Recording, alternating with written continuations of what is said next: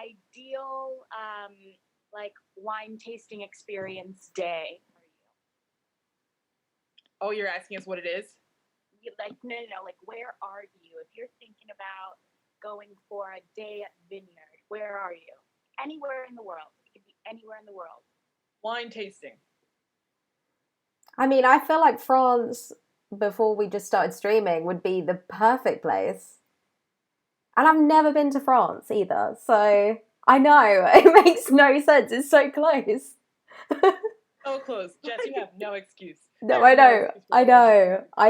So quarantine, when it is over, there you go, wine tasting in France, done. There you go. Yes. Sounds good. I can't even like agree with that enough. Mhm. Um, yeah, wine taste for sure. Same. And similar to Paula, the only wine tasting I've been to was in France. Yeah. So we're accidentally very bougie in this family. Nothing wrong with that. Nothing wrong. Yeah, so that would be that. But if we're talking about describe the day, so the day would be I wake up no earlier than 11. Get dressed. There is food just basically waiting. I don't know if it's room service or like we go somewhere. The assumption is that if we're talking about like our dream day, my assumption is that I'm with a group of people, like friends, like you ladies, like we all just go. And it's like a easy breakfast kind of brunchy thing. Actually, you might have to wake up just a little bit earlier just to get to the winery on time. But it's not a rushed morning, is what I'm saying. And then enough food so that you are sustained and you are not, on E when the wine hits. Yeah. A beautiful ride out to the country slash where, the pastures, where the not pastures, the farm where the winery, Jesus, the vineyard, where the tasting will take place. Like lots of really just pleasant conversation. A nice sunny day, but like with a little bit of a breeze, so you're not hot, but you can wear like a little cardigan, or blazer, or whatever floats your boat. Or like a nice, jumpsuit where you don't need anything. You're not gonna be hot. And it's like a beautiful tour. Like the vineyard looks gorgeous, and we have it for a number of hours. We get to see the grounds, and then of course end with not only tasting the wine, but then having a meal paired with the wine. Oh, cheese. And then you end the day with like, I don't know, the view over like a lake or something. Then like a really easy dinner, that I didn't have to cook myself, obviously. Yeah. Go to a restaurant or somewhere, just a really easy dinner. Again, really nice conversation. I love like when you sit outside, but when you're with a group, like a large enough group, Yeah. and you can like look around and see other people, and everyone's talking, but like they're all in their own little bubble, but enjoying the atmosphere. Yeah. And you just see people kind of milling about, and everyone's kind of relaxed. And the more I talk about this, the more I'm like, I want to be there so bad. Soon, and hopefully very soon we'll go. Hopefully it's like something can make it happen like within, I'm going to say like a 12-month time span. Let's shoot for next year, ladies. Let's shoot for next year. Yeah, right? just everything cross. Yeah, everything cross. Yeah. Yes, and with that question, are we ready to get this show started? Ready, Freddy. Yes. Mhm. Okay, good. A big hello to our Twitch users and viewers. Welcome to the Arghon AI live stream. Hey. Hi, my name is Paula, and I will be your host today. I am joined by the lovely Lauren and the lovely Jess. Hey. Hello. Hello. Yes, we are so excited to have you viewing. If you are new to the Arghon AI Twitch channel, be sure to check Arghon out on our other social media platforms such as Instagram, Facebook, and Twitter at Arghon AI. That's ARGHON AI, as well as our YouTube channel, youtube.com/Arghon. If you are curious to see the company page in action, you can actually head on over to arghon.com right now. We have a wonderful AI that you can download right this second, right now, and just download it to your device. You can go to arghon.com and download there. If you've ever been interested in coding and coding for AI specifically, you know what? We've got you covered there. It's arghon.com/vision 2020. It's all for free to the user. You get all of the educational lessons, as well as the same platform gives you space to create your own coding. So you can practice, you can create your own, and you can have Arghon teach you how to code for free. So head on over right now, and if you're interested, click around, download, or get an account running with us and start coding today. Do it. Yes. Today's episode is our Throwback Thursday episode. Today's episode is talking about wine and wine production. And so Throwback Thursday, how the setup of this show works is we speak about something as it was, as it currently is, and what a future imagined with artificial intelligence looks like in said field. The Twitch channel, how we are formatted is 4 days out of the week, Monday, Tuesday, Thursday, and Friday. We bring you new content within different kinds of episodes. So our Monday episode is Flags and Poles. Tuesday is Topic Tuesday. Wednesday, we do not meet here. Thursday is Throwback Thursday, and Friday is our AI Weekly Roundup. If you are curious as to what any past episodes look like, feel free to head on over to the video section of our Arghon AI Twitch page. Hey. Yeah, be sure to like, subscribe, follow, all of that fun stuff. Get involved in the chat we're having today. Tell your friends about us. And let us know where you're coming from and what the conversation of artificial intelligence looks like in your neck of the woods. Yeah. Go ahead. Yes. So, ladies, sorry about that. I was speaking to the ladies about it was just like ladies, and it just went boom. It's like, whoa. It's okay. Sorry. No, it's okay. When preparing for this episode, I was telling the ladies earlier, like, wine has a very rich history. There's a lot to learn, and I'm excited to talk about it here with you all. For those who are viewing, if you have any, extra information or any fun facts about wine, please let us know. And I'm going to get started. So, where did wine come from? The country of Georgia is actually credited with being the originator of wine. It was all the way spanning from 6,000 BC. I mean, this is a very, very, very long time ago. It looked very different back then. Fruits? Yes. Okay. Yeah. The way we think of wine now originated in Georgia, Eurasia. So yes, that is where wine originally began. There were different ways of making wine. So back in the day when it was more of a nomadic way of hunting, gathering, things like that.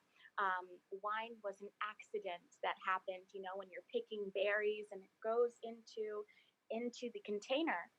What's left at the bottom is all of the berry juice, and for the fermentation process to begin, you need sugar. So that's what the berries offered, and with that, unbeknownst to them, were the original creation of wine. it went from berries to grapes. Um, but the thing is that in the earlier days, wine was looked at in a completely different way. So a lot of the introduction to wine to these places was done in a spiritual way, for spiritual ceremonies and traditional events.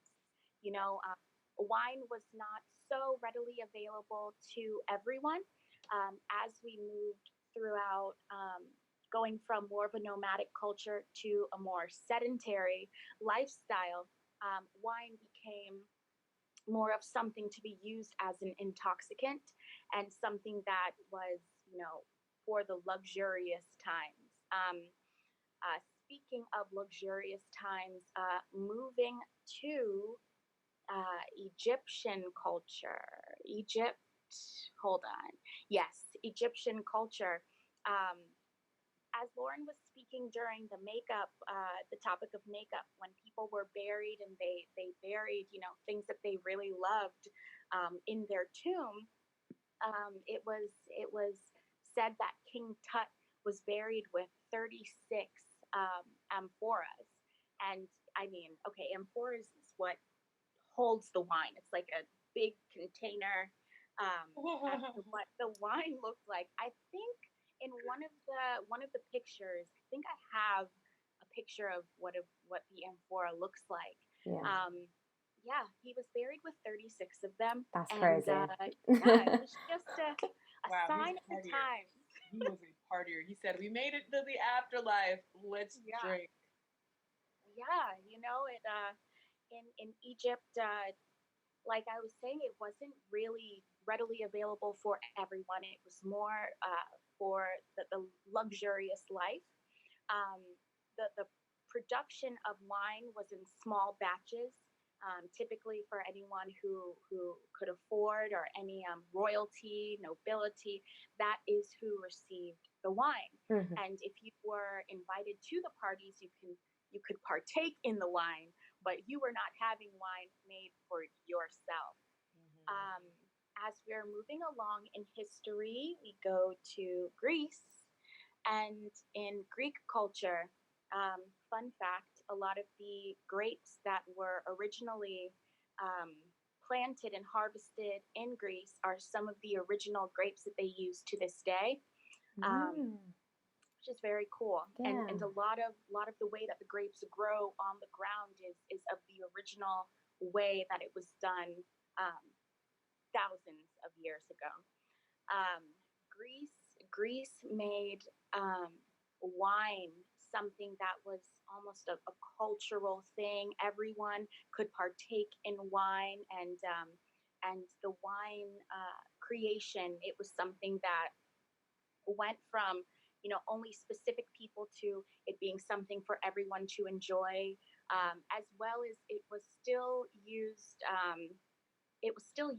In like spiritual religious ceremonies, but wine was something really celebrated in Greece. I think there was a Greek god called Dionysus, and he loved wine and all of the luxurious things, almost overindulgence Yeah. was of that time. But yes, from Greece, went to different places in Europe. So, Italy. Oh, has she dropped out? No. Am I falling out? Yeah, we heard Italy. From Italy. Italy, Spain, France, and a lot of the way wine was introduced to a new country was through religion, still through, I think saying a lot of like Catholic church ceremonies introduced wine to all of these different countries, and there's like a whole different winemaking process, and I think it's very similar to the winemaking process today. It's like specified for the Catholic Church, I do believe. Mm. Yeah, so going from sacramental wine to wine to be enjoyed by everyone, and it wine was something that really took off, and seen as something that you know was good. The wine production from back in the day looked a lot like small batches. It looked a lot like, they didn't necessarily know if the grapes were going to be good Mm-hmm. for the time, but whatever they had, they made do with whatever they had to make wine.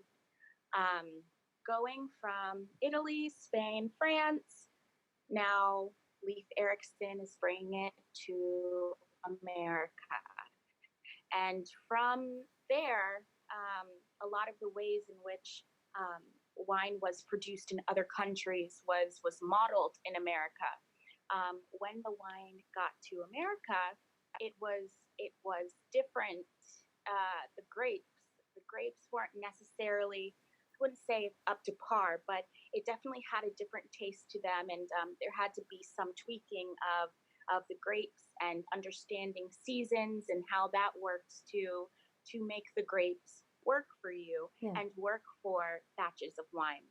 Um, so how wine production started to move from small batches, it became more commercialized as the years went on into people having vineyards and wanting to produce bigger bigger batches of wine for many different people.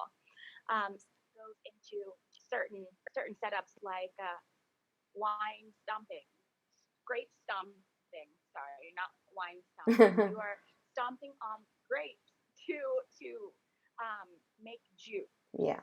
So from there, making the juice and stomping on the wine on the grapes to make the wine, it goes into a whole different process of then if making red wine, you are keeping the skin in the wine to make red wine. White wine is a completely different process. And as the years went on, it was something that could be a faster process and differentiate the process between red wine and white wine and all of the wines in between, the rosés, the different spin-offs, of different kinds of wine. Um, as we are moving into more modern day wine, um, a lot of the process has become um, done by machines. So going from man-made ways of producing wine, the grape stomping, which I do believe there are still places you can go to this day to stomp grapes. Mm-hmm. I think it's like vineyards in Italy or something like that, just to get that old feel way of doing things. That is still available some places. But in terms of, companies, vineyards, family vineyards that are wanting to produce to the masses, it is having to be done in a way of, collecting the grapes, growing the grapes to begin with, collecting them from there, crushing the grape, keeping the skin in with the red wine and taking everything else out with the white wine. The production has gotten on a larger scale, but also more nuanced because there are different kinds of wine offerings from just one specific vineyard. So they're able to offer different kinds of varieties as the years have moved on, as we have progressed into technology. Technology has really aided the winemaking business to be more efficient. There are machines specifically created for the production of wine. Um, what is funny is that as technology is moving forward in the winemaking business, a lot of companies are still choosing to do some things old-fashioned way. So making sure everything is in the oak barrels to age the red wine. And it's like, you know, there are much more efficient ways to do things today. But what is great is that flexibility of options. You know, you have options whether or not you want to do small batches, and you know, maybe the grapes were really great this year, so you know, we might keep a few and make a specialty batch that we're going to open in 15 years. You know, um, there is so much flexibility in technology coming to the winemaking world that it's very cool to see. Um, so where we are now, it is wine is readily available for everyone. Given legal ages to specify, wine is just able to be accessed by many different kind of people. There is not a certain, you know, lifestyle that you have to attain to be able to enjoy wine. It is for everyone. Yeah. What else about wine and the production? Now there is choice. You have freedom and flexibility, and whether or not you want to keep your vineyard a smaller production. Maybe it is a family that just likes to produce for, you know, maybe 5 wine shops, wherever they are in France. You know, that is something that is it's a very uh, limited market as to who is able to attain those kind of wines, but it is also very nuanced, and there are special batches. There's a lot of care and consideration given into the winemaking process. No matter how big or small the operation, but with the small operations, there's a lot of you know, tweaking of certain wines, when to pick these wines, certain times of the year, you know, to get it tasting different and having different offerings for such a small market. Yeah. The way mass wine is produced right now, the schedule, they stay on schedule for the most part. You know, if consumers are uh, you know, enjoying your wine on a mass level, you know, you are not really going to, you know, if you're maybe Kendall Jackson, I'm not sure, I'm just making an example of a name, you know, you're not going to really, you might try different editions of the wine, but for the most part, it, everything is down. You know, you've got the way that you do things. You know how long specifically it takes to ferment the wine, given red, white, rosé, whatever is needed. You know the system that is needing to be done at that point, and you just keep it moving. Wine right now is being consumed more than it has ever in history. I don't know what is to say of the times, but it is something that. Yeah, Paul, I was just gonna ask you, why do you think that is? I don't. Or I just like have drowning their sorrows, or like maybe more people, like you're saying, more people have more access to wine now than they ever have Yeah. before. true. Yes, it is access.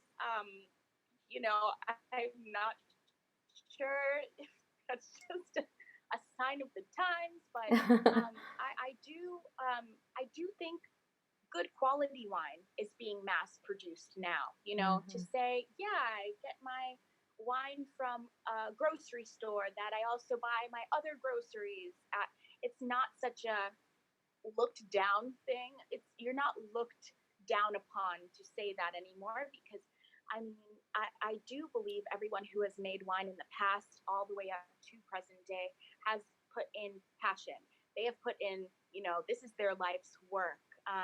And it just makes sense that as we are progressing through history, you know, grapes can taste different every year, and yeah, it really is, because the market is very desirable right now. Companies are understanding that, you know, quality wine is something that everyone wants to be able to partake in, not based on, socioeconomic status. It is something that everyone is wanting to enjoy and be able to say, like, yes, I do know about wine.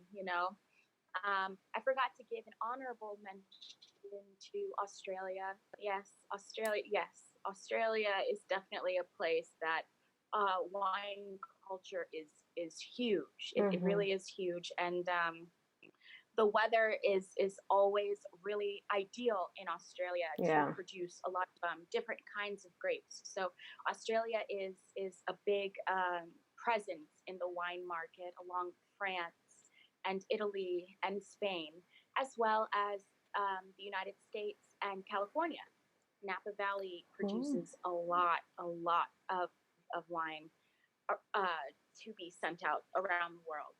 So yeah, this is where we are in modern day wine production. Um, the history is rich, ladies. I want to hear what you think about all of this information. Thank you for your patience. Thank you. No, I mean, I don't think you have to have patience when the topic is actually interesting, and it's delivered in an interesting way. So it definitely kept you kept my attention. And yeah, but Jess, you go first. I was just going to say that, you say it's so rich, but you've basically just like touched upon, a brief look into the history of it. And it's, I think, because where it's so accessible these days, I think we forget about wine and how it was, like hundreds of years ago, and actually how lucky we are to have it as accessible, hence why people are always drinking it. But yeah, I think for me, the whole thing about, people sort of stomping on grapes freaks me out a little bit, just because, feet in your wine. So I'm kind of glad that it moved on. Wine. Yeah. Oh, all the flavors. Yeah. That phrase just is worse than saying foot wine. Oh my gosh, he literally said all the flavors. Like, I would hope that there was a process to kind of making sure that, your feet were sanitized and, Probably wash their feet off. I hope so. But no, it's interesting. Protein and nutrients from the ground. Oh. It just keeps getting worse. The fermentation process got burned off, though. Whatever those microbes or whatever causes the fermentation, probably the dirt was probably the first thing to go before anything else. So it probably didn't make it to the end product because people use alcohol to sanitize things. So. Yeah. True. That is true. It's true, actually. Content high enough to kill. We'll assume they washed their feet before they did it. We'll just assume. We'll just move on. We'll just pretend like we didn't just have that conversation. But yeah, it is really interesting, I think, to look back into the history. And that's what Throwback Thursday is for. And it's a really kind of different, because we always talk about food and stuff, so it's interesting to talk about wine and alcohol. But yeah, seeing where we've come, and again, we seem to have this pattern of things back in the day were sort of for the more wealthy people, where now, again, a lot of things are way more accessible. So, the fact that people don't have to stomp on grapes. Oh, Megan Cav is saying Paula and Lauren's audio is very low. Okay. I've bumped it up as far as it can go. I do apologize. All right, I'll just scream.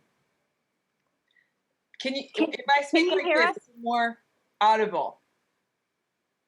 Can you hear us better now? Let's see when they reply.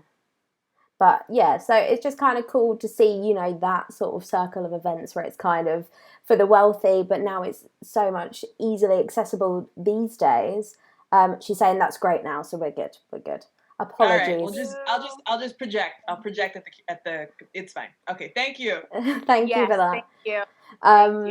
But yeah, I think the fact of kind of breaking down sort of that manpower using machines, and obviously we're going to get into how AI, how we see that really helping the industry. I think it's so cool to see that transition, and again, kind of giving us humans less of the more creative roles in industries, and sort of not having to physically stomp on these grapes to get the juices out. You know, you can use machines to kind of crush them and do all of that. But I'm really excited to kind of get into this topic today because, yeah, it's very different to what we've spoken about. So I'm very excited. Whew, yes. I like a few things. I like the fact that, I mean, it's clear that we all came today dressed for a wine tasting, you know. Catalina wine mixer. Yes, show the fluttery sleeve. You have a little fluttery sleeve there, you know. And yeah, I think when you think of wine, I think of the fact that so many cultures have made so many different kinds of wine for so long, right? Because there's like palm wine, which is a thing that you experience in Asia, but also in Africa. You know, and in many ways you have these things that were all predecessors to the wine as we know it now. Like you said, the one that was in Georgia, and it's interesting to think about how there was such a ceremonial / religious component to wine, and in many ways there still is. And I think, you know, it's interesting to look at that it was kind of universal, right? Because the Egyptians were not necessarily you know, monks and nuns, right? They had like Newt and there are other gods. I can't remember them all now. But the point is that, you know, but across culture, wine was held in such regard. And I do wonder what that says about humanity, that we've loved wine for as long as we've had wine. And I also think it is funny to think about how, like, the consumption today is so much, and how it's such a desirable industry for countries to be a part of. So, like, Israel was not necessarily a winemaking country, but then they worked really hard, invested in their infrastructure to become, you know, an exporter of wine. And you find that that's something that a lot of countries, again, like South Africa, having a vibrant wine industry, and just all of these places where I'm sure they had wine to begin with, but it's just the kind of industrializing of it. You know, I'm wondering, you know, was it marketing that made everyone love wine? But then when you look all the way in the past and you see that people have loved it since the beginning, I think there's so many more things that go into it. But it's also interesting to realize that, you know, people stomped feet. Like, I wonder if that added stomped grapes with their feet. I wonder if that added to, you know, the essence in the wine. As gross as that sounds, I'm just wondering what has allowed wine to stand the test of time? Because I can't believe it's fruity and you get drunk. Like, I can't believe that those are the things. Really something about the nuance that has to have captured the human imagination and taste buds for this long. So it's interesting to see I don't know. More in the future. Yeah. Well, I will say thank you for mentioning that. Back in the day, what it was always, you know, lauded for was the fact that wine was said to also have health benefits. So people were thinking, like, you know, it's not as bad as, you know, possibly vodka or something, you know, some other hard liquor, because of what is it? It's like the grapes. The grapes have a lot of, you know, antioxidant purposes, and they say red wine could possibly be heart healthy. You know, there have always been these really great PR campaigns surrounding wine and the consumption of wine, you know, as the better for you thing, the healthier for you option. I do believe that also has played into the psyche of, you know, the relationship of how we see wine. You know, I do believe it is something that it's much more of a casual thing. You know, in other cultures around the world, wine is consumed by families during dinner. It's just something that is just normal. right. For everyone to have a glass of wine. It is, there isn't so much stigma, I think, around wine because of, yes, it's made from grapes, antioxidants, resveratrol, like there are different things people say about wine all of the time that it's always very generous in speech surrounding wine. If Megan Cav, is that who was commenting in about the volume? Yeah. Thank you for watching. Where are you coming from? What does wine making look like where you live? I'm going to get into right now what the future of winemaking looks like. We do have a comment. We have a comment. Oh, definitely. So Ashley D95, hello, welcome back, has said, hi, Ashley D95. I think it's crazy how old wine is and how different the technique was of producing wine back in the day, but I do like a nice cheeky red wine. And I've always wanted to try sake, which is a rice wine. Yeah. Oh. Sake. Yeah. Yeah. Thank you for that. And thank you for viewing Ashley D95. Yes. A cheeky red wine is katsu chicken. Oh, katsu curry. With some rice, some sake next to. Oh. You see what you've done, Ashley D95. You see what you've done. We're back to wine. Back to winemaking and the. It is incredible. Yeah. I agree. Before researching this, I did not realize how many thousands of years wine, the consumption, the creation, the tools that were created out of the need for wanting more amounts of wine were created. I agree. It's all extremely interesting, and thank you for tuning in. And Megan has got back to you, Paula. She has said, I'm in LA. I actually haven't been to a vineyard here yet, but I've been wine tasting with Lauren in France. I'm the only one.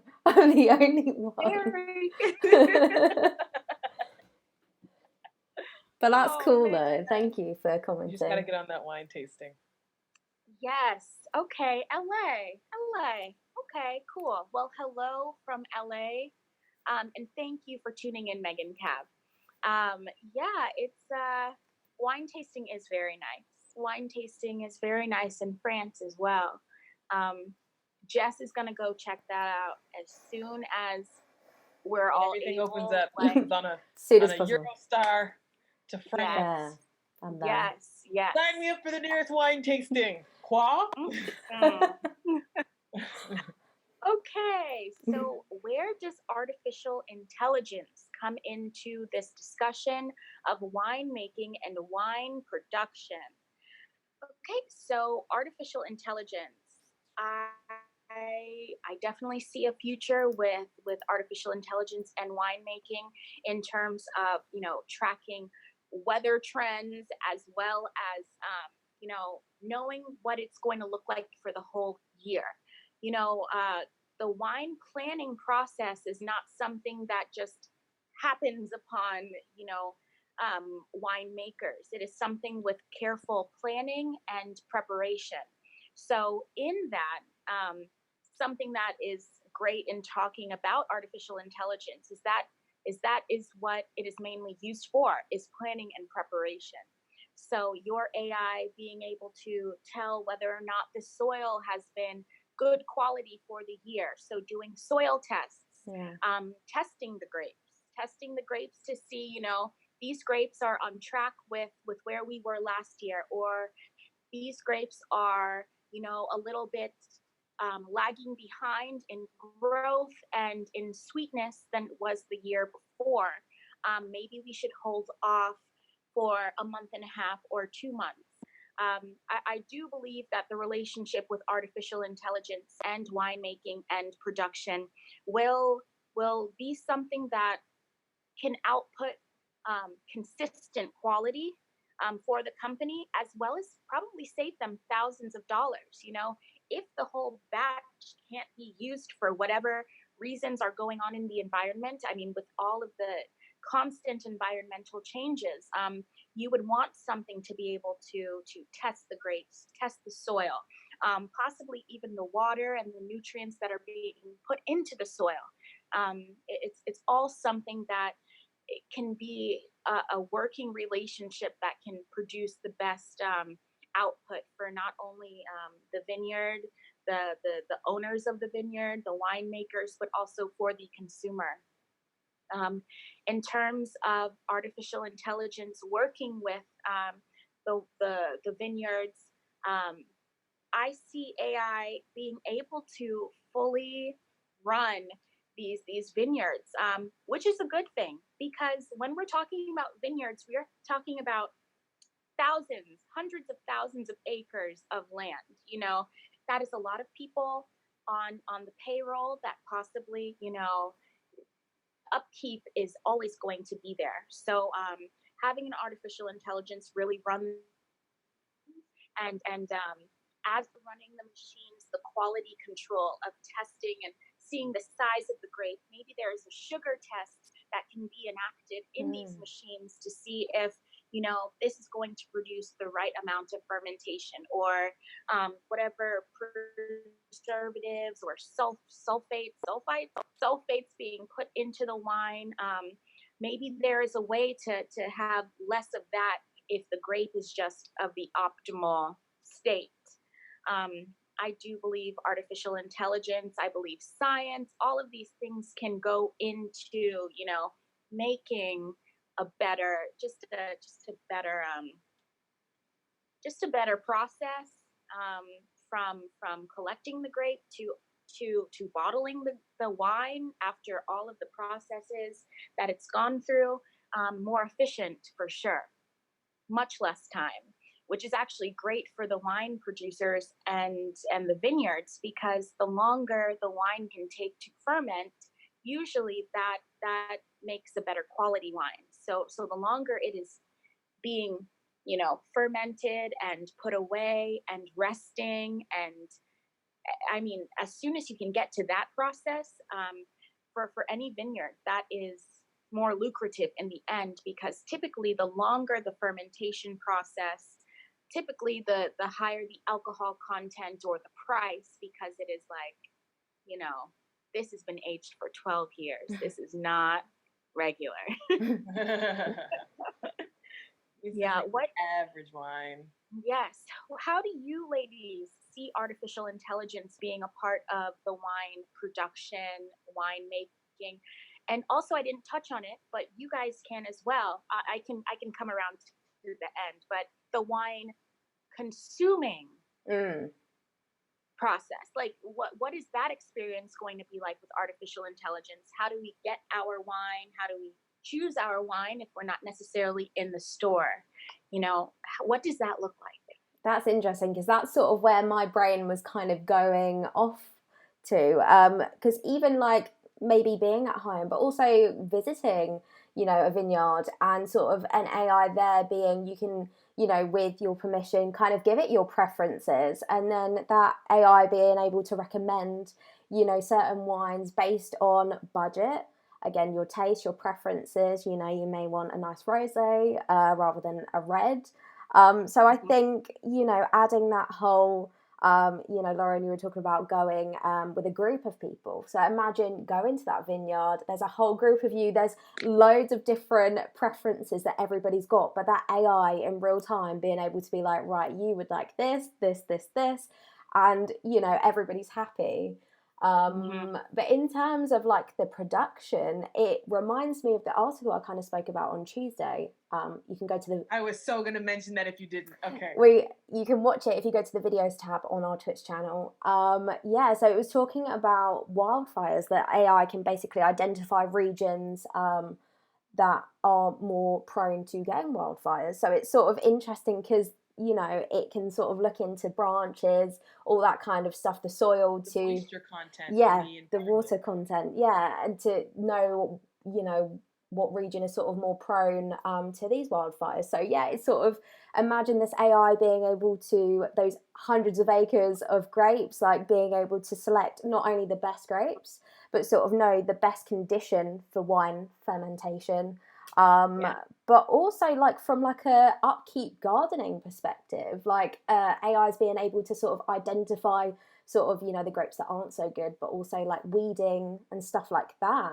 So I just, there's so many different routes I think that AI can really like help the industry and humans, and also for the, you know, going in a group and sort of, you know, making that experience way better as well. Yeah. Yeah. It's good. It's Yeah. good. Yeah. Yeah. For the future of wine, I'm trying to make sure I reference notes I have from when you were talking. What I think is really cool is, like, you know, you're talking about back in the day, um, a lot of wine started out as being very specialist and specialized. So, you know, a king, a wealthy person, you know, they might have their acres of vineyards, you know, where they produce wine specifically to their tastes, and you know, that are had at their events, maybe given as gifts. But it would just be really interesting to see, you know, because what I find is happening now with a lot of businesses is they realize, generally speaking, businesses, they realize that it's almost impossible for them to meet every consumer need. Um, like trying to guess and imagine, you know, hey, they're going to want this in 5 years or that. So what you see with certain companies is that they actually say, hey, you know, we will provide the product, but you can say curate what you like or curate a certain collection. So Oh. again, I just really see things like curation of like wine lists and wine subscriptions and stuff like that kind of becoming a thing that is not just a specialty, like this company has a list that they give out every time, this is it. But I think because your AI, if we're talking about on the consumer side, the AI knowing what your tastes are, you know, like you tend to like chocolatey things and berries, and so you want something that's a deeper, more full-bodied wine, where Mm-hmm. someone's like, you know, you prefer citrus and you prefer, you know, light flavors. So maybe you want to keep more to the whites and the rosés. Mm-hmm. And so, you know, an AI being able to say, no, this person's going to buy, we're going to buy, you know, these three different types of wine from your vineyard on a subscription basis, so that we can, you know, Yeah. that wine is always on offer. But it's a completely unique culmination compared to the next person over. So that would allow wineries to kind of provide an even more, a richer service, because again, it's like it's hyper customization. But also when you think about it from the consumer perspective, um, you know, people in different places want to try different things. Yeah. So if I'm a winery in Israel, you know, I still want to be able to sell wine to the consumer in Southern California. If I am a winery in South Africa, there is no reason why a Russian, you know, consumer should not be able to, you know, access my wines. And so AI kind of allows you to not just have, you know, uh, you know, oh, I want to, like how we do now with online shopping where we may buy from, you know, a faraway place and have it delivered, but you can actually provide service. So one of the great things that a winery has is expertise in what it produces, Yeah. right? It's part of what makes the wine tasting so special, because you actually go and you hear from the, usually a family, or if it's a business, but you hear about the history behind that particular wine in on those few acres of that vineyard, or many acres, but the acres of that vineyard. And so you get more invested in the experience of the wine. You know, okay, well, this tends to have, you know, a slightly sweet, almost wheat-like flavor, because you know the farmland around has this nutrients in it, and those details make the savoring and tasting of wine so special. And so an AI can actually allow you to have that same experience, not just in that place, not just in France, not just in, you know, South Africa or Israel or Italy or wherever wine is, you know, Napa, wherever you make wine, you can actually export that experience. There's no reason why I can't buy, you know, a wine sample or a wine box, but then have the sommelier box I'm Yeah. just saying because you have multiples within, you know what I'm saying. Yeah. You could have the sommelier from that vineyard walking you through each wine, each taste, each flavor. And then because again, AI, and I'm really referring to Arghon here because we know Arghon the best. Mhm. It provides a social experience. So there's no reason why, the same way we're all connected here, but if we're connecting via an AI, you're displayed on my television screen if I'm in my living room, or you're on my, wherever, whatever screen is available, because it's all connected to this AI in the future.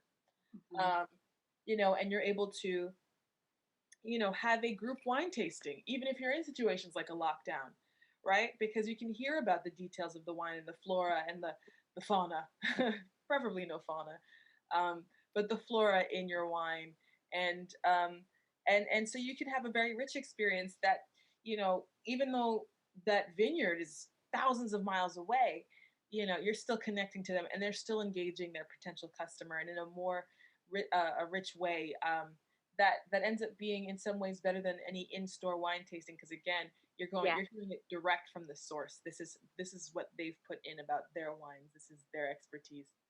Mhm. And so for consumers, honestly, it's endless what can be enjoyed Yeah. via the AI, with wine, with friends, shared, Yeah. purchased, bought, sold. Obviously, you can have more access and more information. So we'd have an even more informed customer on top of them having greater access. Yeah.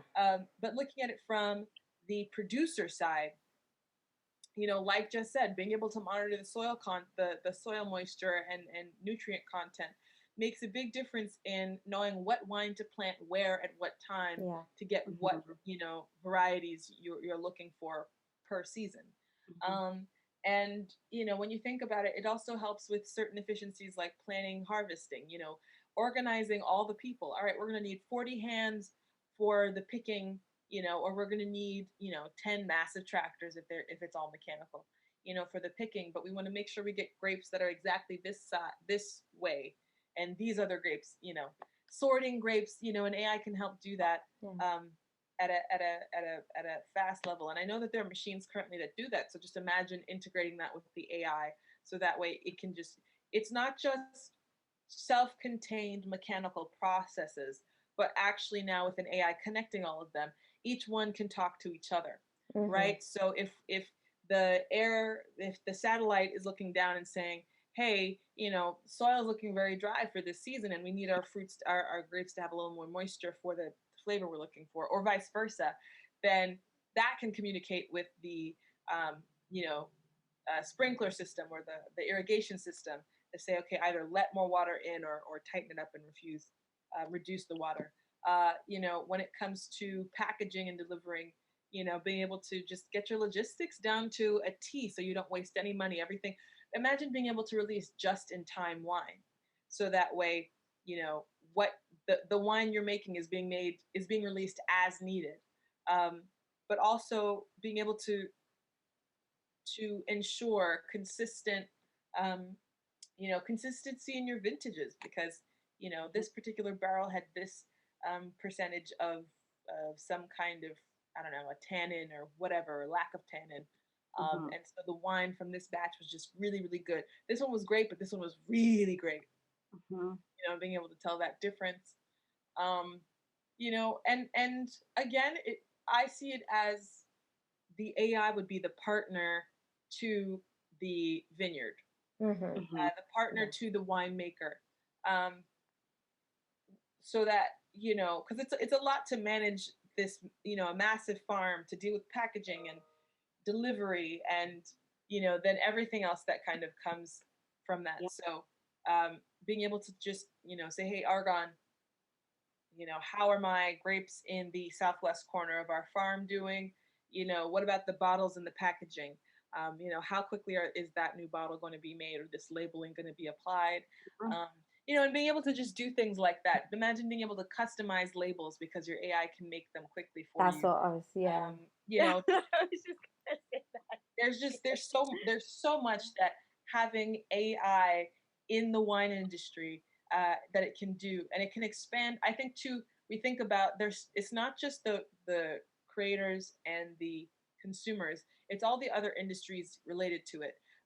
For wine distribution, so like stores, being able to know and hear directly from the wineries the full detail about what this wine is, where it's from, and also think about it, being able to open a store without having that much knowledge about wine, because why? The users connect to the AI within your store, and then they can hear about whichever wine when they scan the label. What is this wine? Scan the Yeah. label. What is this wine? And then the AI is telling them. So they have this hand-in-hand sommelier experience, and the store ends up having, a higher likelihood, I believe, of selling something, because again, people don't walk in there confused and walk away, with the quickest, easiest thing to get. They can actually maybe Right. find something that is much more suited to their needs and makes them want to return. And again, yeah, for sommeliers, what we're talking about with Arghon doesn't remove that business, Mm-mm. because again, the sommelier now can focus so much more on the experience that they want to deliver, right? And trying to expand that experience beyond their scope. So if I'm a sommelier working with some of the top restaurants, right?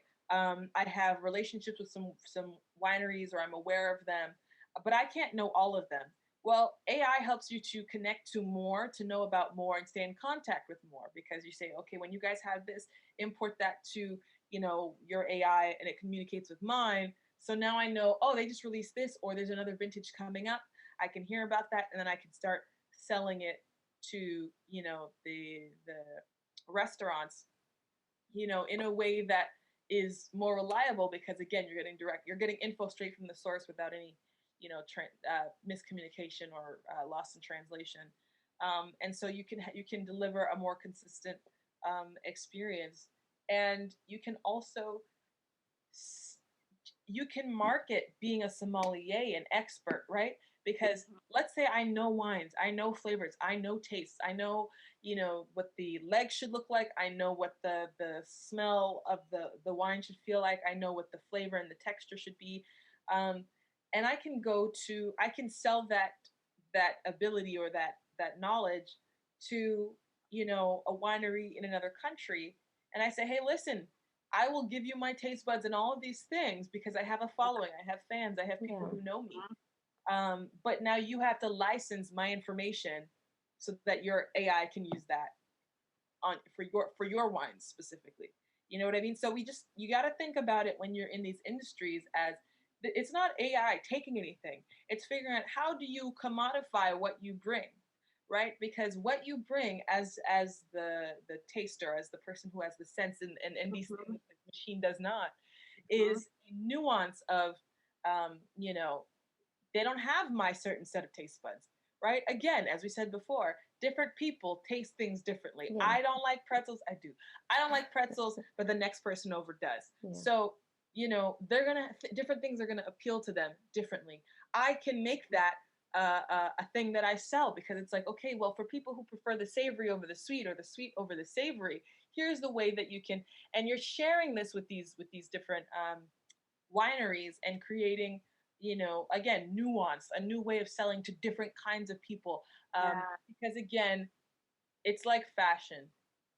Everybody's got a different style and different taste. Yeah. And in different communities and groups, certain things are sought after that are not sought after elsewhere.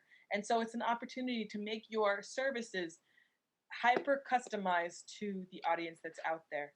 Yeah. So when I look at the future of winemaking and artificial intelligence, I see something that is going to revolutionize the industry, yes, Yeah. but in a way that allows for us to kind of look more deeply and broadly into wine. And again, imagine, like you were saying, Paula, if Greece is using wine grapes that they've used for thousands of years, there's no reason why my AI can't then, at a wine tasting curated by XYZ sommelier with this particular vineyard, tell me about the history of these grapes and where they came from, and who it, and give me something to think about, even beyond there, that makes that winery and that narrative and that sommelier who brought that to me via the AI stick in my brain for future experiences. Yeah. So that is my long story long. That is It's good. cool. I think it is really cool when you think about it, yeah, on a much larger scale. Because even, you own a restaurant. And I've kind of witnessed before the whole stock take thing. It's a long process. So again, as you're kind of going into, imagine two AIs kind of, you could have one at a winery or a vineyard, and kind of the two AIs talking to one another like, well, we're low on this, well, we've got it. This is the best price. This is the cheapest. And just kind of, again, that happening in like seconds, and us humans not even having to worry about it. I think it's incredible, and I think it's going to really revolutionize I can't talk today.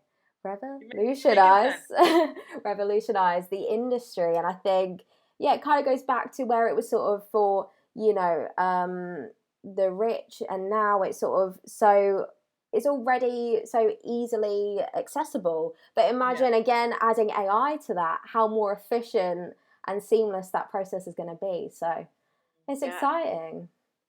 Yes. Oh man, it really is. The possibilities truly are endless. I have a random question though before you end, Paula. So before you get into like the actual wrap up. So.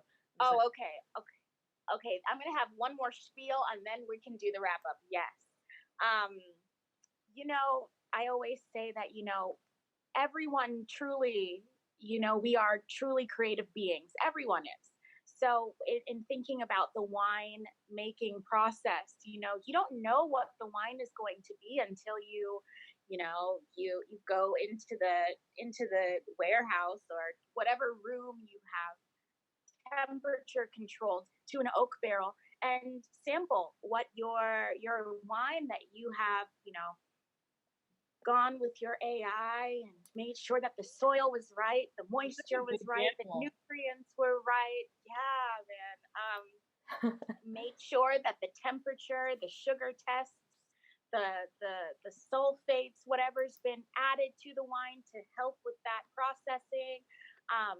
You don't know what it's going to be until you sample it for yourself. So for the AI to just be like, for you to taste it, and in that moment you create that name. It's just like, you know what, Arghon, this is called whatever the wine is. And then as soon as that is what the name of the wine is, Arghon then begins the packaging. It is just that seamlessness that I am so excited for. Thinking about the future in winemaking and artificial intelligence, because creative minds and a passion for whatever you do. In this case, you're talking about wine production and artificial intelligence coming together is just, it is going to be the most beautiful relationship. And being able to give the people what they want, which right now is wine. I mean, the trends with wine, it is truly a different level, but to be able to give that to them in an efficient manner, but not only just efficient, but for you to get the end product that is of utmost quality. I mean, what else could you want if you have put your heart and soul into this production and creation, and you want the best, and you will have the best with a partnership with artificial intelligence, namely a company like Arghon. Also, one last thing, I really could talk about this all day. Just one more thing is, Lauren, you were talking about the curated experience, and we spoke about that in weeks past with clothing as well as makeup. And the role of the sommelier in this example was really a great one that you gave. The sommelier could really commodify using technology such as artificial intelligence with Arghon, because the skills that they bring to the table is something only they can do. Like you were saying, an AI can't really taste for you, but the sommelier could partner with a local restaurant and ship you all of the food and the wine, the little snacks that you need to create that really customized experience, and ship it to all imagine restaurants getting in on that. Like imagine restaurants and wineries coming together to build packages. To build packages. That'd be amazing. I mean, That sounds wonderful. Like if they had that in quarantine time right now, I would send you each one of the packages, myself included, and we get the AI to explain to us with the sommelier using the AI as to what we are experiencing right now, and it just be that really special customized experience, but in the comfort of your own home. Yeah. Oh man, I'm excited. I am excited, but I am also excited because all of these capabilities are, able to be done within Arghon, and that is exciting. Yeah. It is exciting, and if any companies or sommeliers are watching this and are possibly curious as to what a partnership could look like with Arghon, you can head on over to arghon.com. You can find us on our social media platforms, Instagram, Facebook, and Twitter at Arghon AI. We also have a YouTube channel. Lots of fun videos there. No, I'm not wrapping up all the way because you have one question. Yeah. Our YouTube channel, youtube.com/Arghon. And yes, right here on the Twitch channel at Arghon AI. Tell your friends about this channel. Like, subscribe to all of the other channels. And if you have any questions or comments on this video or past videos, please let us know and we will respond. Yeah. Indeed. Lauren, you have one last question before we take it home. The floor is yours. Okay. All right. So the question I have is a two-part? It's a two-part. It's like a one question, but it's got like two parts. So, I mean, I think I can pretty much guess what the answer is based on how he responded here. But the first part of it is okay, if you were to produce a wine, would you produce it with the techniques now or with an AI? And secondly, what would you call your wine? By the way, you're not held to this legally. If you want to change the name of the wine later on, that's okay. Okay, but cool. I'm just wondering what everyone, and I'll say mine at the end, but the two of you go. See, I would choose AI because obviously AI, but because I'm thinking of, being involved in the process of knowing sort of what's going into my wine, but then also... Wait, sorry, Jen, 1 second. Oh, sorry. Also, for people viewing, do comment and let us know. Yeah. Would you use AI when you're farming or keep it to the current standard techniques? And also, what would you name your wine? All right. And what would it taste like? All right. What would it taste like? Yeah. Oh, God. Now I'm thinking to myself. But I'm thinking like you were kind of going into sort of like the creation side of like packaging and stuff. So in my head, because love, graphic design and all that kind of stuff, I'm thinking, right, so with my AI, not only can I sort of be, monitoring the grapes and all of that stuff that's going into my wine, I can be involved in, whatever production, graphic design company the AI is talking to and kind of know, right, this would be the best sort of bottle, the kind of decoration, the kind of packaging, all of this. So definitely AI, just because there's so much you can do within literally like a click of your fingers and it's done for you. So imagine being able to produce your wine and it just be there straight away for you. That's amazing. But I would name my wine Yes Jess, because that is a theme on here. So it's just a whole brand. It's a lifestyle brand. Yes. Yes is a lifestyle brand. In my restaurant called Yes Jess. So there you go.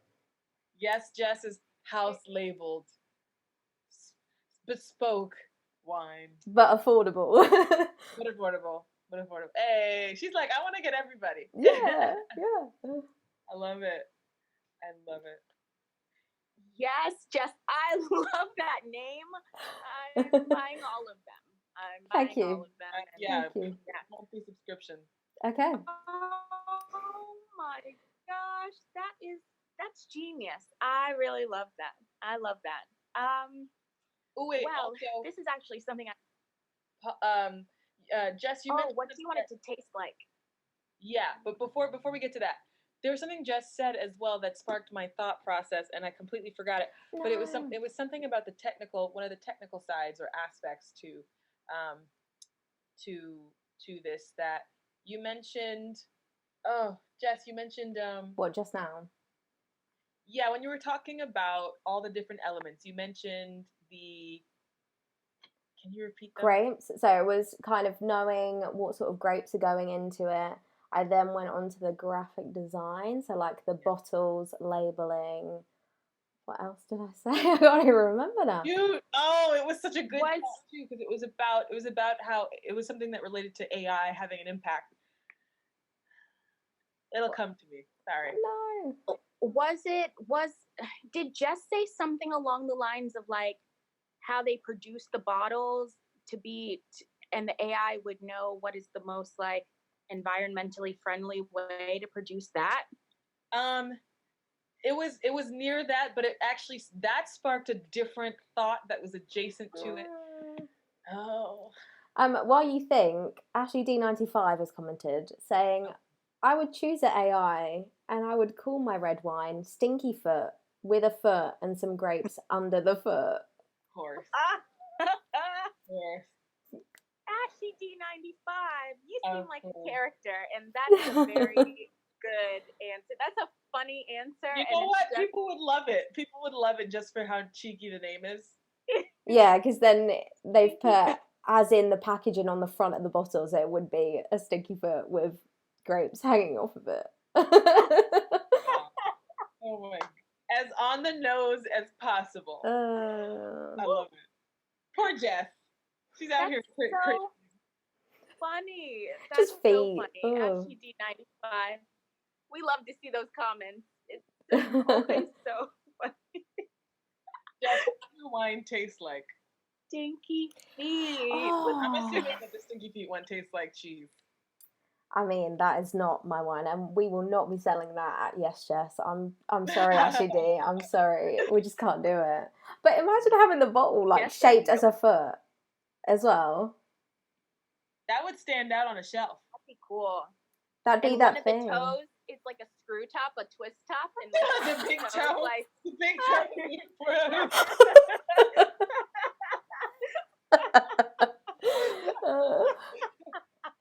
There you go. That's great. Screw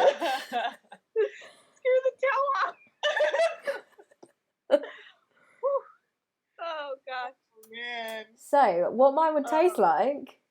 It sounds a bit odd, but I really like wines that kind of have that kind of extra flavours. It might be like summer fruit, something like that. But I feel like a peach wine, I know it sounds really weird, very on brand for but I feel like a peach wine would be the best thing for me. And I feel like that would be delicious. As a lover of blinis, I can't disagree. There you go. I can't. I support you in that. I support you in that, Jess. There you go. Yes, Jess, to that. Yes. Paula? You know, I've thought about this a lot. I'm aware of that. Yeah. You know, what can I say? Okay, so the question was what kind of wine we would like to produce. Yeah, would you produce it with an AI or using traditional current methods? Yeah. What would it be named and what would it taste like?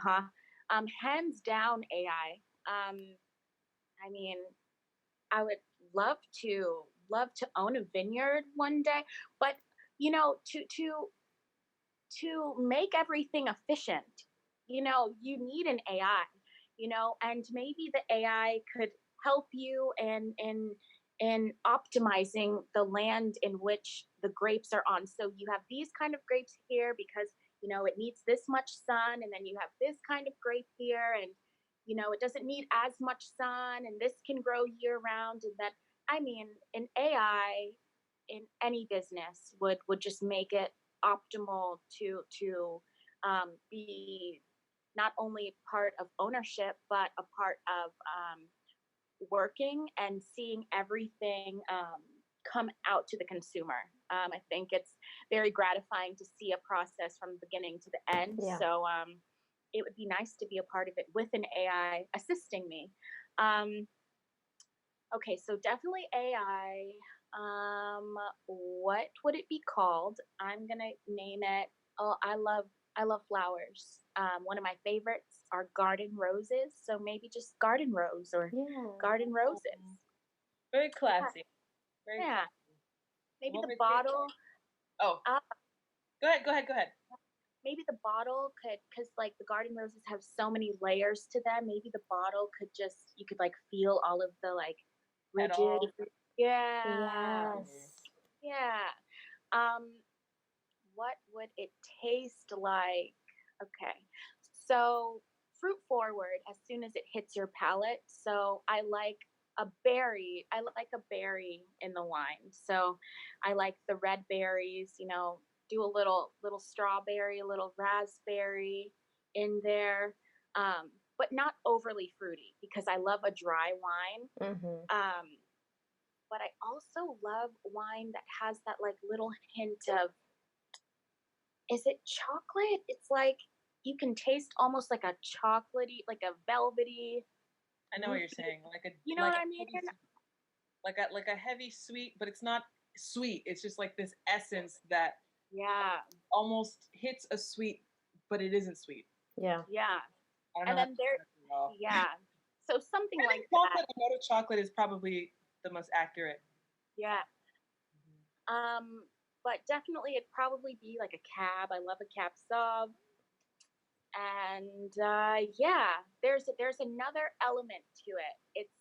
It's escaping my brain right now, but yeah, those are the notes I really like in wine. And a dry Mm-hmm. red, full body, depth, deep Ooh. depth.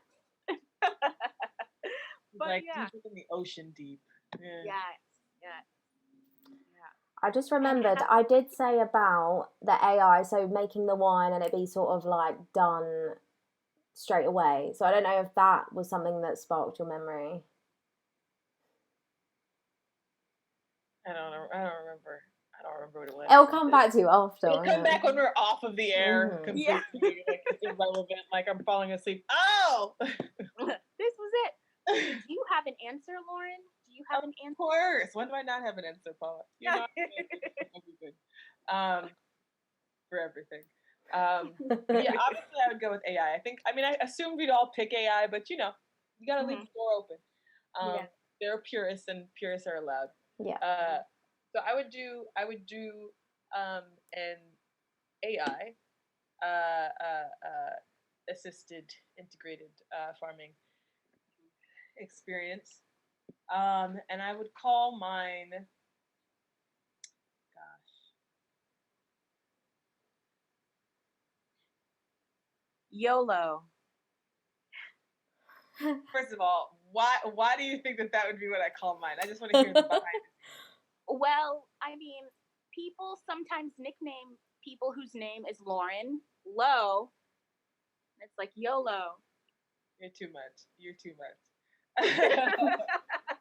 I'd probably name it something that's more like separate from me. Yeah. And it'd probably be called like, I would give it the name of a family member. I won't say which one because I might do this at some point in the future. Yeah. But I would give it something. We'll call it something stately. So like almost like it's not this, but like Washington wines or something. Not Washington, but something that's like that has that kind of familial connection that is really that's a little bit stately, and I would want it to be. I really love the idea of flavors that hit the middle of the palate. So, if it's too strong in any direction, I feel like a lot of people can't drink it. It just ends up being extremely niche. But at the same time, it's also really great when it's extremely niche. So I think the biggest thing for me would be I want it to have a really aromatic sense. So like from when you open the bottle, it's already kind of filling the room, and it's so you kind of start to anticipate tasting it before you even get it poured into the glass. Definitely something with legs, and I think I almost want it to feel I don't know necessarily if I'd want it to be like dry or or sweet or like maybe like a brew or like there's so many different levels of sweetness. Um, I don't want it to be like sec, like extremely like super dry wine. I think brew somewhere where it's like it's got a little bit of sugar, but it's not like sweet, but it's Mm-hmm. something like that. And it probably tastes like um, I want it to almost have a like you could sense citrus, but you can't. Like it's somewhere so far back that Mm-hmm. it's hitting that note, but it's not actually there. Um, Is and that a red or a white wine you're describing? I'm thinking no, not a white wine. It might be. It might. I think it's a red wine. And Hmm. it would be, yeah, right. Surprising. Um, Yeah. yeah, and I think I would want it to kind of gosh, it's weird because when I think of wine, I don't think of the taste. I think of the like the smell and the way that it Yeah. like Mhm. and so I would want it to feel a little bit like somehow smoky. Oh. Hmm. Like I want you to feel like you're like, am I at a barbecue? Am I in like is the forest on fire? Like what is happening? But then for it to have some kind of like um pleasant fruit that just meets you when you taste it and is like, hey, like a cherry or something. Um, that just says hello, we're Yeah. here, you're tasting us, and preferably I want it to go well with lamb. Yes. But yeah, I'd be all about like I want the aroma to like meet you the minute you open the bottle. You're like, oh, okay, all right, Yeah. and for there to be something smoky and just comfortably strong and sweet. Like I want it to just pop and then sit right there on the Mm-hmm. like I don't know how else to explain that. Mm-hmm. Mm-hmm. I don't know how to Yeah. explain it at all. I don't know what flavor, Wow. but yeah, Like, smoky with a little tiny, like somewhere in the back corner there was a citrus, and then it just hits you with, the mellow. This is the main note. Welcome, so that you can just like then eat it and eat your I should say food with it, and it like just kind of works. It works. It just it's its own thing, but it also is like a collaborator. But it's mm-hmm. very much its own thing. Mm-hmm. Collaborator, yeah. So So that's my Very. we've got some comments. So yes, Ros please. Plays says hi. Hello, thank you for tuning in. And they've Oh. also said, Hello. what's happening? They've obviously tuned in the middle of us kind of listing our own wine. Okay. Hello. Wait, what was their name one more It time? was Ros Plays. Ross Hi, play? Roz Plays. Hello. Thank you for tuning in. What's happening? I will fill you in. Okay. So, hi, we are Arghon AI. We're an artificial intelligence company, but we come here 4 days a week to just talk about what AI will look like in life. So every day we have different kinds of episodes. We have on Monday, we have flags and polls. Tuesday, we collect some news articles. We call it Topic Tuesday, and we break it down. They are pertaining to artificial intelligence. Wednesday, we are not here. Thursday, we do Throwback Thursday. It can be a technology or a way of life, way we do things, what it looked like back in the day, how it currently looks, and what a life imagined for the future with AI looks like in whatever the topic is. Today's topic was wine production, wine making. And then tomorrow we do a weekly roundup of everything we discussed in the week, as well as looking forward to the week ahead. If you're curious as to what Arghon is, if you are curious about where you can find us on our social media platforms: Instagram, Facebook, and Twitter at Arghon AI, ARGHON AI. We have a YouTube channel. We have lots of fun and informational videos there. YouTube.com/Arghon. You can find us on this channel. We have videos under the video portion, as well as highlights from some videos that have expired that were key points that we really wanted to make sure everyone had the takeaway of the day. So it's like It's a good bit of Fun information. info. Yes. Yes. We are happy you are joining us. Let us know your comments, your thoughts about this, where you're joining us from, and possibly what artificial intelligence looks like where you are tuning in from. But thank you so much. If you are curious as to what this episode was, you can. It will be available to you in about 3 minutes, so you can watch all the way from the beginning. Yeah, 3 minutes.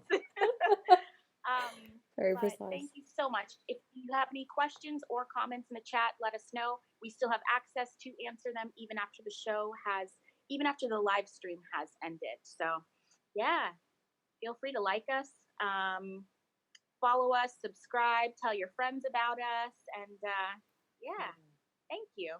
Yeah, we're a family business. So when you support us, you're actually seeing the people you're supporting here. There's more than us on this channel in the team, but every bit of support helps. So your follows, your shares, signing up for Arghon, it's completely free. Really means a lot to us, and we value everybody. So comment, let us know, find us on our other socials, and join the conversation about artificial intelligence. Mm-hmm. Yes. Well, I mean,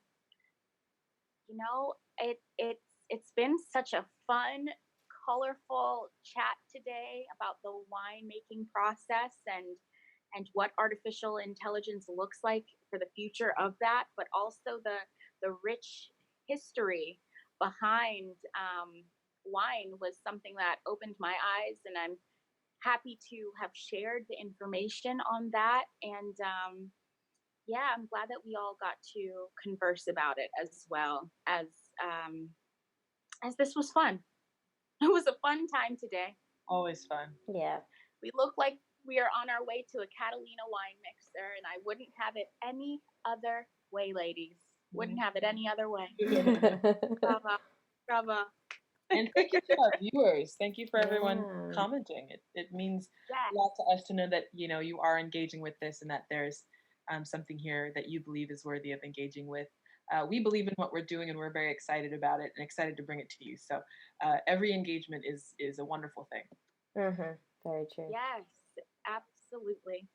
absolutely. Well, yes, as Lauren was saying, thank you to our Twitch users and viewers.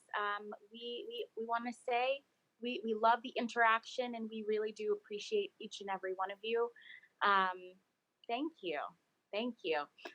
For those who are tuning in live or watching this video back, be sure to check Arghon Artificial Intelligence out on our social media platforms, Facebook, Instagram, Twitter, at Arghon AI. That's ARGHON AI, as well as youtube.com/Arghon. We will see you tomorrow. Wait. And unfortunately, this isn't the idea. No. But also, if you want to be a part of changing the wine industry, maybe you want to build that tool for the sommelier to start putting all their information in, do be sure to visit our Vision 2020 page. So that's arghon.com/Vision 2020, VISION 2020, to learn how to code. We take you from the beginning. You're a novice, you've never done it before, all the way through being certified. I can code for AI. And it's the great thing about it is it's completely free. You just need an internet connection and some means of access, a laptop, a computer, a tablet, to be able to get on there. And we have templates that'll bring you through the process. You can learn by actually doing it, which is some of the best ways to learn.